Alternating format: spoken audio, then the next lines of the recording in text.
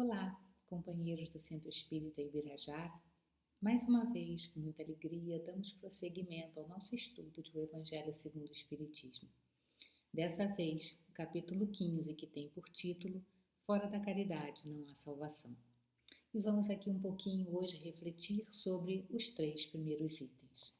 2 que são as passagens de Jesus e o terceiro é o comentário, a respeito dessas passagens.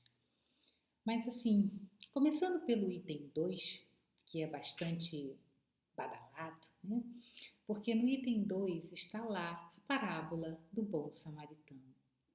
Eu sei que todos vocês que estão me ouvindo provavelmente já ouviram, já leram assim, tipo 27 vezes a parábola. Mas vamos acalmar as nossas mentes, os nossos corações e ouvir novamente cada detalhe dessa historinha que Jesus contou para a gente. Então, levantando-se, disse-lhe um doutor da lei para o tentar: Mestre, que preciso fazer para possuir a vida eterna? Respondeu-lhe Jesus: Que é o que está escrito na lei? Que é o que leis nela? Ele respondeu: Amarás o Senhor teu Deus de todo o coração, de toda a tua alma, com todas as tuas forças e de todo o teu espírito, e a teu próximo como a ti mesmo. Disse-lhe Jesus: Respondeste muito bem, faze isso e viverás. Então ele vai começar a história mais para frente, mas vamos dar uma paradinha aqui, porque eu acho bastante importante que a gente veja que a pergunta do doutor da lei era: o que preciso fazer para possuir a vida eterna? Então, apesar de estar escrito claramente aqui que isso era uma forma de tentar o mestre, ou seja, ele não queria realmente a verdade, ele não queria ouvir o que o mestre pensava sobre isso. Ele queria fazer uma pergunta que fosse ali capciosa, em que pudesse pegar Jesus na contradição das leis que eram abraçadas pelos judeus. Mas ele já mostra que o interesse de todos nós é possuir a vida eterna. E a vida eterna, naquele sentido ali, era aquela coisa de estar ao lado de Deus, de ter de fato aquela angelitude, que se pensava que eu cumpro direitinho tudo aquilo que Deus quer que eu faça aqui, e aí quando eu morrer, eu vou para onde? Eu vou para o céu. Nós espíritas já trocamos assim a história do céu, sempre brinco, todo mundo acha que o grande bônus para depois da morte seria o nosso lugarzinho lá no nosso lar, assim, a gente não quer mais ir para o céu, mas a gente quer lá o nosso lar, mesmo que seja um cantinho modesto, mas é preferível ficar em nosso lar. Mas, enfim, já mostra que a gente tem um olhar em o que eu preciso fazer aqui para ficar melhor depois. Isso já é uma coisa meio esquisita, porque no fundo a gente deveria buscar fazer as coisas para já ficar bem desde já. Esse conceito de que a nossa felicidade vai estar quando? Não. Deus nos fez para sermos felizes todo o tempo. A felicidade é um processo. A felicidade não é um objetivo a se alcançar. Então, assim, é claro que não é o nosso ponto aqui, mas eu acho que é sempre relevante a gente reforçar essa ideia de que podemos ser felizes em todos os momentos da nossa encarnação, dependendo da forma como olhamos para o que nos acontece. Mas isso fica para um outro momento, Então, mas já mostra que a gente tem essa noção de que a vida vai continuar e que seremos fruto daquilo que fizermos hoje. Então ele pergunta: o que eu preciso fazer? E aí Jesus pergunta a ele o que ele acha, o que está escrito lá na lei. E ele sabe dizer direitinho: amarás o Senhor teu Deus de todo o coração, de toda a tua alma, ao próximo como ti mesmo. A gente também, A gente também sabe dizer direitinho que o egoísmo é a chaga da humanidade, que a humildade é a virtude que traz a mansidão, que traz a nossa, que a gente vai herdar a terra. A gente sabe dizer direitinho. E aí Jesus responde: diz, né? Respondeste muito bem, faze isso e viverás. Então, ou seja, estamos vivendo não só a vida no sentido de depois na vida eterna. Essa vida em plenitude que o Mestre nos ensinou, que o Mestre nos propôs, ela passa por estarmos nós escolhendo viver. E nós temos escolhido viver ou nós temos escolhido apenas recitar tudo o que sabemos dos ensinamentos, da doutrina, sabemos do Evangelho do Mestre? A gente recita, a gente sabe muito bem, mas a gente está vivendo isso, fazendo isso para viver. Mas o homem, querendo parecer que era um justo, diz a Jesus: quem é meu próximo? Jesus, tomando a palavra, lhe diz: um homem que descia de Jerusalém para Jericó caiu em poder de ladrões que o despojaram, cobriram de ferimentos e se foram, deixando-o semi-morto. Aconteceu em seguida que um sacerdote, descendo pelo mesmo caminho, viu e passou adiante. Um levita que também veio àquele lugar, tendo-o observado, passou igualmente adiante. Mas um samaritano que viajava, chegando ao lugar onde jazia aquele homem, tendo-o visto, foi tocado de compaixão. Aproximou-se dele, deitou-lhe óleo e vinho nas feridas e as pensou. Depois, pondo-o no seu cavalo, levou-o a uma hospedaria e cuidou dele. No dia seguinte, tirou 2 denários e os deu ao hospedeiro, dizendo: trata muito bem deste homem, e tudo o que despenderes a mais, eu te pagarei quando regressar.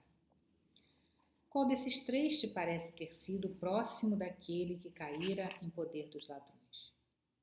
O doutor respondeu: aquele que usou de misericórdia para com ele.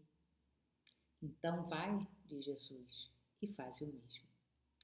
Em Lucas, capítulo 10, versículos 25 a 37. Então vamos lá, né, gente? Acho que já foi, né, bastante comentado como que aqui há a demonstração irrefutável de que o próximo do outro é aquele que faz a caridade. Então isso aí seria a frase, né, simbólica, resumindo toda a parábola.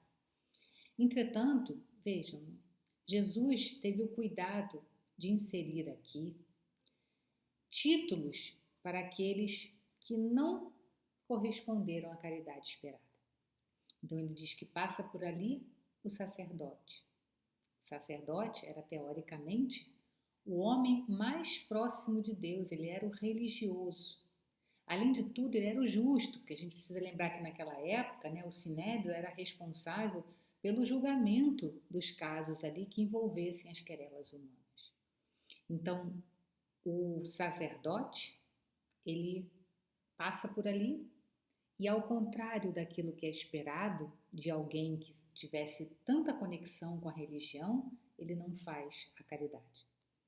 O levita, que é o outro que recebe um título, ele é o conhecedor, o detentor de vários conhecimentos, né? Era o filósofo da época, né? O que conhecia bem todas as leis. Apesar de todo o conhecimento, o levita não faz a caridade. Quem faz a caridade? O samaritano.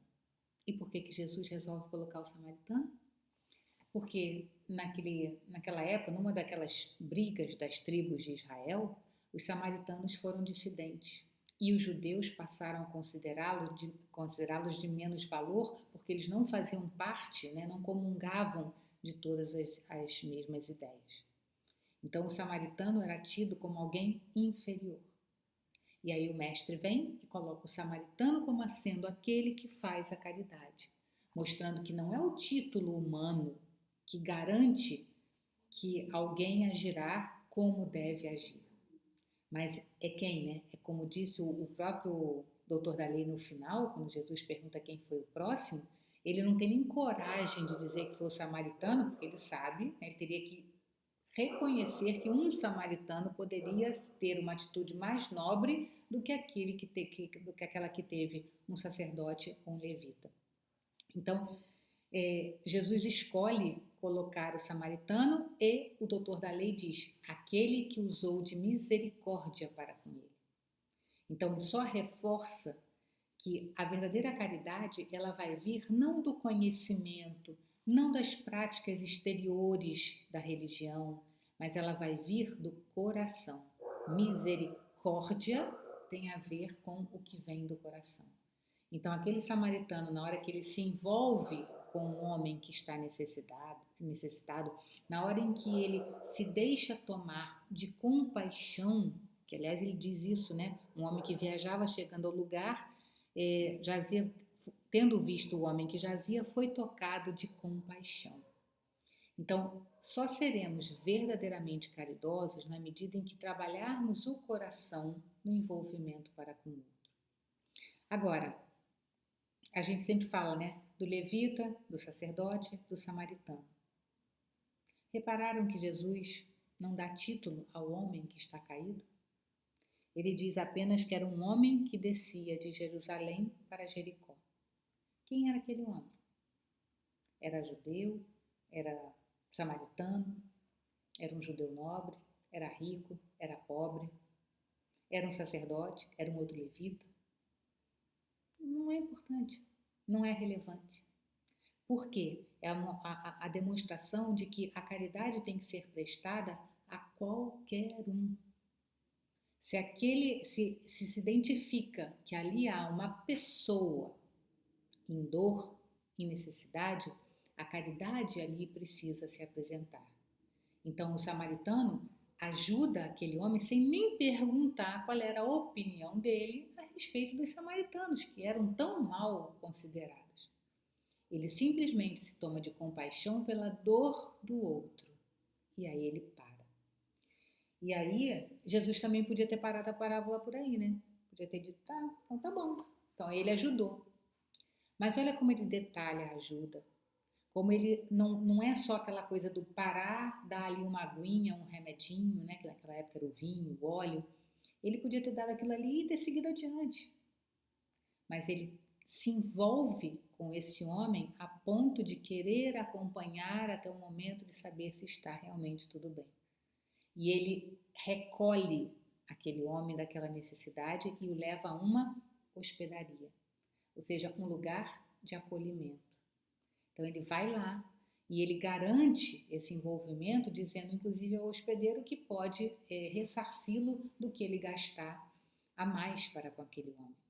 Então Jesus tem o cuidado de mostrar que a verdadeira caridade é esse envolvimento por completo com a necessidade do outro. E não só aquilo de, ai, coitadinho, toma aqui, né? Aquela esmola que tantas vezes a gente acha que está fazendo a caridade. É necessária também, né? Porque a fome, por exemplo, está aí, então a gente tem que cuidar das necessidades imediatas. Mas saibamos que o nosso dever tem que ser sempre o de aprofundar essa nossa forma de agir. Então, eu acho que aqui fica bem tranquilo da gente entender que o que o mestre queria dizer era que precisamos nos envolver amorosamente com quem quer que seja que esteja em necessidade, independente de quem somos, do título que temos, independente de quem é o necessitado e de que título que tem.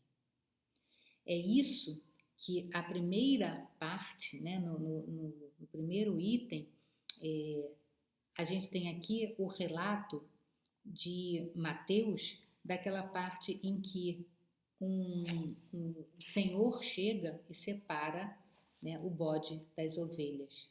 E ele pergunta, vocês que não fizeram, né, o bem, quando eu tive fome não me deste de comer, quando eu tive sede não me deste de comer, quando eu careci de teto e não me hospedaste.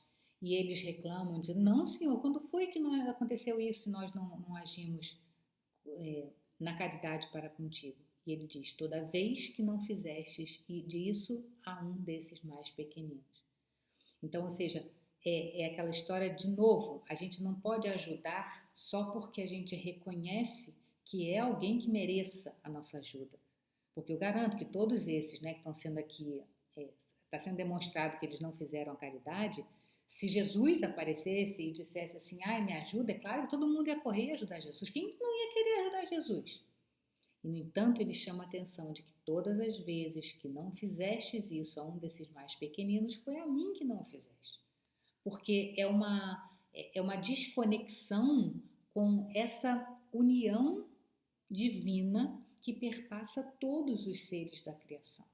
Então, na hora em que eu deixo de ajudar alguém, eu estou deixando de ajudar a toda a corrente que existe conectada àquela pessoa de fraternidade, de irmandade. Somos todos filhos de Deus. Então, é como se a gente estivesse, digamos assim, ofendendo a família toda no momento em que a gente não ajuda alguém que está necessitado.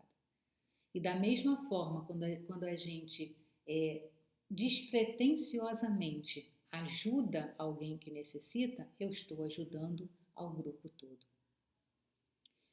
Então, assim, eu acho que fora da caridade não há salvação, porque jamais estaremos salvos no sentido de estarmos acolhidos na vida, vivendo de fato em plenitude.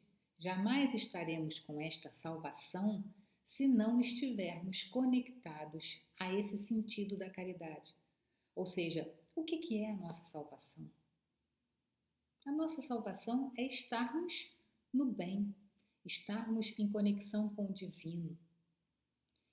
Para estarmos salvos, precisamos estar ajudando uns aos outros desta mesma teia, dessa mesma grande família, como comentei anteriormente. Mas, se me permitem, eu acho que tem uma outra parte também que a gente pode já aprofundar, porque Jesus falava por parábolas, porque naquela época as verdades espirituais eram muito incipientes, né?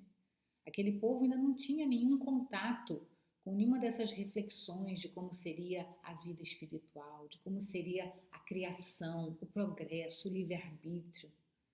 Então Jesus às vezes precisava de parábolas porque eram historinhas que ficavam mais facilmente gravadas na mente daqueles que o ouviam, para que eles pudessem depois ir refletindo.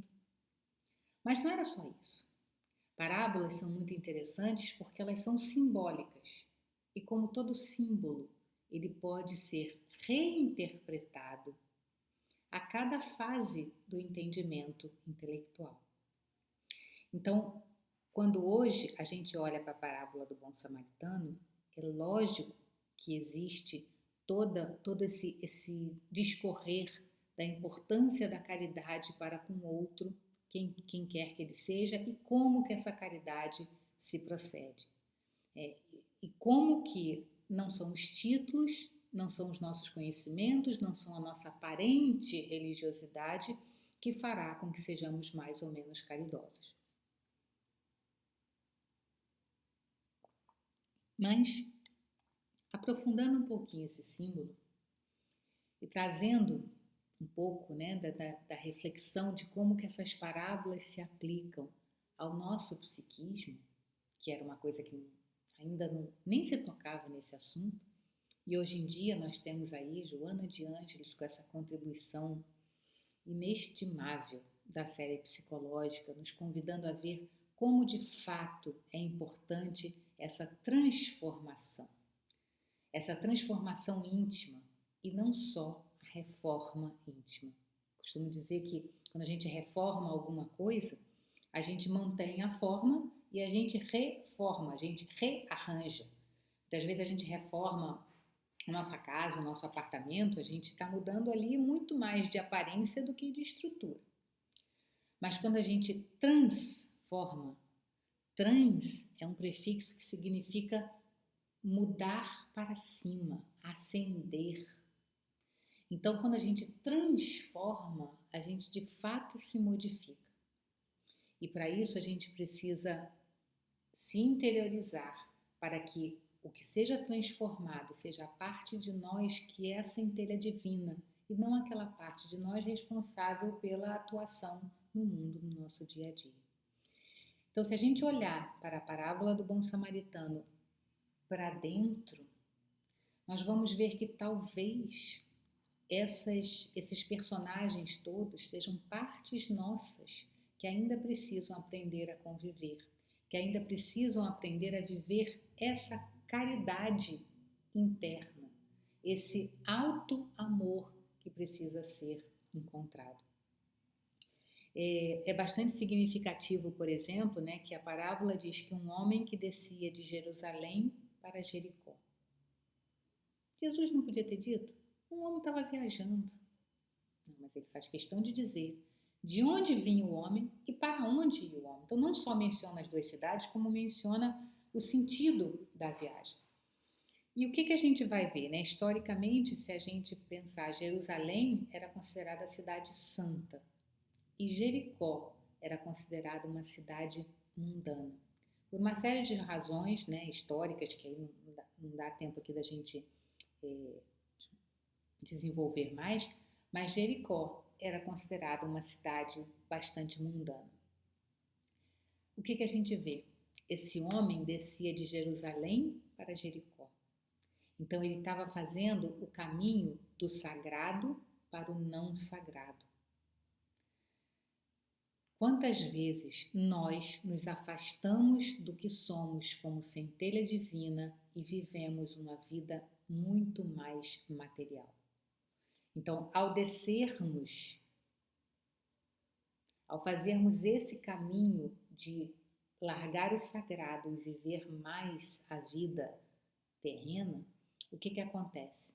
Nós somos assaltados, nós somos roubados. E o que é que nos assalta? Nós somos assaltados pelo nosso egoísmo, pelo nosso orgulho, por todos os nossos vícios. E como que nós somos deixados? Nós somos deixados semi-mortos. Ou seja, nós não morremos, mas não temos verdadeiramente vida. Não aquela vida em abundância que o Mestre propunha. Porque ao descermos, ao nos afastarmos do sagrado e darmos força ao nosso egoísmo, ao nosso orgulho, nós somos feridos. Porque ninguém que vive afastado de Deus, ninguém que vive dando realmente valor ao seu orgulho, ao seu egoísmo, a pessoa fica tão envolvida naquela necessidade de que ela tem que corresponder às expectativas do mundo, que ela não vive, aquilo é um sofrimento. Então, quantas vezes nós valorizamos coisas tão mesquinhas e ficamos dias remoendo aquilo? Então, essa mágoa, esse remorso, muitas vezes, esse sentimento de culpa, porque, né, vamos sentindo aquela culpa porque no fundo nós sabemos que estamos deixando de agir no sagrado para agir no mundano. Então isso tudo vai nos deixando feridos. E não é o nosso conhecimento, o levita, e não é a nossa aparente religiosidade, não é eu seguir uma religião, o sacerdote, que vai de fato me curar. O que vai me curar verdadeiramente é aquela parte minha que se tomará de misericórdia por mim mesmo. Não por piedade, mas por compaixão. Né? Na medida em que não é porque eu vou ficar com peninha de mim e aí eu começo com aquela autopiedade de ficar achando eu sou uma infeliz e tal. Mas é por compaixão, ou seja, por entender que errei, ainda estou bem longe, mas eu sou um ser perfectível. Eu sou um ser que posso fazer o trajeto, eu posso a qualquer momento inverter esse meu trajeto e passar a ir de Jericó para Jerusalém. Eu posso subir. Deus está sempre esperando por nós. Há uma música muito bonita do Mileco, né? Quando ele diz que Deus gostou de criar você. Então, assim, Deus nos criou já com todos os germes de todas as virtudes ali. Então, ele não criaria alguma coisa que não valesse nada. Deus criou seres que são de valor. Deus não cria nada sem valor. Eu é que preciso apenas polir e dar frutos e deixar florescer esse ser e todas essas qualidades que estão dentro de nós. Eu é que preciso apenas fazer o caminho de Jericó para Jerusalém. Nesse sentido, é uma autocaridade eu poder mergulhar em mim mesma, olhar todas as vezes em que eu desci, em que eu dei asas ao meu orgulho e ao meu egoísmo, e com isso perdi algumas oportunidades, né? E com isso me machuquei. Mas eu tenho a qualquer momento essa oportunidade, porque o que fez o samaritano? Então, o samaritano seria aquela parte nossa que não se importa com os títulos, com a visão do lado de fora, mas se importa com onde haja uma dor a ser tratada. E o que faz esse samaritano? Leva o homem, cuida ali, naquele primeiro momento, porque dói. Até porque, gente, a expressão é cair em si. Quando a gente cai, a gente se machuca, dói. Mas eu vou colocar ali todo o meu amor, o meu autoentendimento de perceber que foi um processo errado ainda da minha parte, mas que pode ser tratado. Então eu vou tratar, mas o que ele faz? Leva para a hospedaria, um lugar de acolhimento. Então eu preciso acolher o ser que sou, apesar de ferido, apesar de ainda fazendo caminhos esquisitos. Mas eu sou, nesse acolhimento, eu vou para dentro, eu vou para descanso, eu vou para reflexão. Quando a gente está viajando e a gente para numa hospedaria, a gente para por quê? Porque a gente precisa dar aquela paradinha da viagem, para aquele descanso, para aquele refazimento. Então eu preciso, ao reconhecer que fui ferido, eu preciso desse auto-amor que me leva para um lugar de acolhimento, para a reflexão, para a reconexão com o divino, mas depois eu tenho que ir para o caminho de novo. Então não é autopiedade, mas é autocaridade. Esse talvez seja um sentido mais psicológico, né, dessa parte da parábola do bom samaritano, mas que eu acho que cabe, até porque quanto mais entendermos desse processo interno, mais seremos capazes de entender como chegar à caridade com o outro. Até porque a frase é amar ao próximo como a si mesmo. Então não tenho, é muito mais complexo eu tentar amar o outro se eu não sei como me amar. Se esse sentimento ainda não me anima, como que eu posso tirar e dar para o outro? Quer dizer, eu não posso dar aquilo que eu não tenho. Então eu tenho que ter amor dentro de mim, por mim mesmo, para que então esse amor possa transbordar. Não estou dizendo com isso que enquanto a gente não conseguir ter essa certeza de que se ama, então eu não vou nem tentar amar o outro. Sim, que aí a gente como dizia minha avó, o cachorro correndo atrás do rabo, né? A gente nunca não vai chegar a lugar nenhum. Vocês sabem, vocês já me conhecem, sabem que eu amo a frase de Emmanuel que diz que toda virtude foi um dia disciplina.